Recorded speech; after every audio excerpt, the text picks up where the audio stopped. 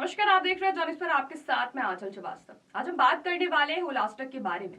ये एक ऐसा समय है जब ग्रहों की स्थिति कुछ हद तक नकारात्मक प्रभाव ला सकती है और इसीलिए इस अवधि में हमारी दिनचर्या, पूजा और कार्यों का विशेष ध्यान रखना बेहद जरूरी होता है।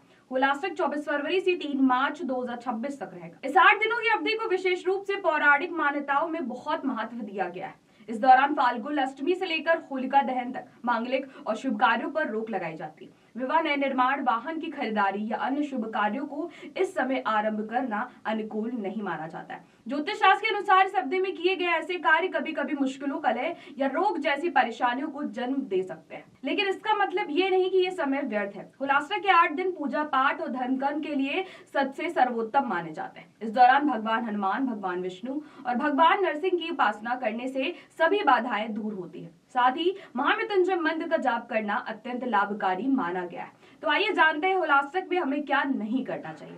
इस अवधि में विवाह, गृह वाहन की खरीदारी, नए निर्माण और यज्ञ या हवन जैसे मांगलिक कार्यों से बचना चाहिए। नवविवाहित महिलाएं इस दौरान अपने मायके में ही रह सकती है। यदि इस समय किसी की मृत्यु हो जाती है तो अंतिम संस्कार के लिए शांति पूजन करवाना ही उचित समझा जाता है। अब बात करते हैं इस अवधि में क्या करना चाहिए। सबसे पहले स्वच्छता, अनुशासन पर विशेष ध्यान दें, खान पान पर संयम रखें और नियमित दिनचर्या का पालन करें। इस दौरान अपने आराध्य देव भगवान विष्णु, भगवान हनुमान या भगवान नरसिंह की पूजा करना अत्यंत शुभ माना जाता है। व्रत और उपवास करना, जरूरतमंद को दान देना और धर्मकर्म में हिस्सा लेना पुण्य का कारण बनता है। यदि हम विशेष उपायों की बात करें तो इस प्रकार विशेष उपाय है। संतान के लिए उपाय, यदि किसी दंपत्ति को संतान की प्राप्ति नहीं हो रही तो होलाष्टक में लड्डू गोपाल की विधि विधान से पूजा और हवन करना लाभकारी माना गया है। हवन में गाय का शुद्ध घी और मिश्री का भोग करना चाहिए। करियर में सफलता के लिए, यदि आप अपने करियर में तरक्की चाहते हैं तो घर या ऑफिस में जौ, तिल और शक्कर से हवन करवाएं। इस उपाय से कार्यस्थल में आने वाली बाधाएं दूर होती हैं और नए प्रयासों में सफलता की संभावना बढ़ जाती है। धन प्राप्ति के लिए उपाय, आर्थिक स्थिति मजबूत करने के लिए कनेर की फूल, हल्दी, पिसी सरसों, गुड़ से हवन करें। ये उपाय संपत्ति और धन से जुड़ी समस्याओं को कम करने में मदद करता है।